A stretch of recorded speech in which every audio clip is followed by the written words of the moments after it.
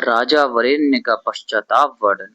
राजा वरेण्य ने अपने पुत्र के द्वारा सिंदूरासुर का वध हुआ सुना तो वे बड़े प्रसन्न हुए और वहां आकर भगवान को दैत्य विमर्दन नाम से संबोधित करते हुए कहा, प्रभु, मैं आपकी ही माया के वश में होकर आपके प्रभाव से अनभिज्ञ था।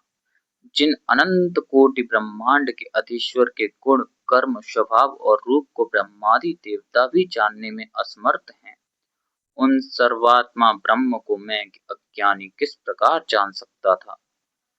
मैंने अपनी मूर्खता से ही घर में प्राप्त कामधेनु और कल्पवृक्ष रूप आप प्राण प्रिय परमात्मा को बाहर निकाल दिया था।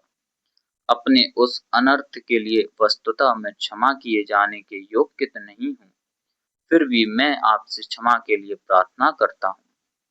राजा वरेण्य को पश्चाताप करते देख भगवान वरदराज प्रसन्न हुए और राजा को अपनी भुजाओं में आलिंगन कर अभय देते हुए बोले, राजन, संसार में जो कुछ भी होता है वह मेरी ही इच्छा से होता है।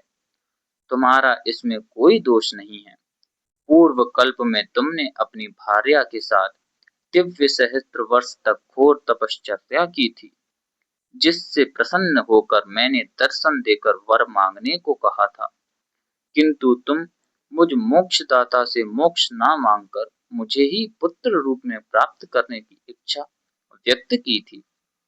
इसलिए तुम्हारे पुत्र रूप में प्रकट होकर मैंने सिंदूर का वध किया और मुनिजनों, संतों, भक्तों, देवताओं का अभिष्ट सिद्ध किया है।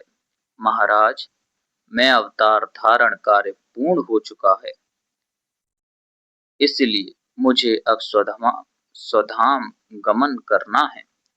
भगवान के स्वधाम गमन की बात सुनकर राजा वरेण्य व्याकुल हो गए और उन्होंने हाथ जोड़कर निवेदन किया, प्रभु, मैं इस भवसागर से मुक्त होना चाहता हूँ, इसलिए कृपा कर मुझे इसका उपाय बताने का कष्ट करें। गजानन को राजा पर दया आ गई। वे वहीं आसन पर विराजमान हुए और सामने राजा को बिठाकर उनके मस्तक पर अपना त्रिपात नाशक वरदहस्त रखा और उन्हें सारभूत ज्ञानोपदेश प्रदान किया। उस परम प्रभु के सानिध्य का स्पर्श और सुधोपम उपदेश से महाराज को वैराग्य उत्पन्न हो गया। तभी भगवान गजानन सभी के देखते देखते अंतर्ध्यान हो गए। उधर राजा ने राजधानी में लौटकर मंत्रियों को राज्य की भागदौड़ सौंप दी और स्वयं वन में तपश्चर्या करने चले गए। ओम गणेशाय नमः।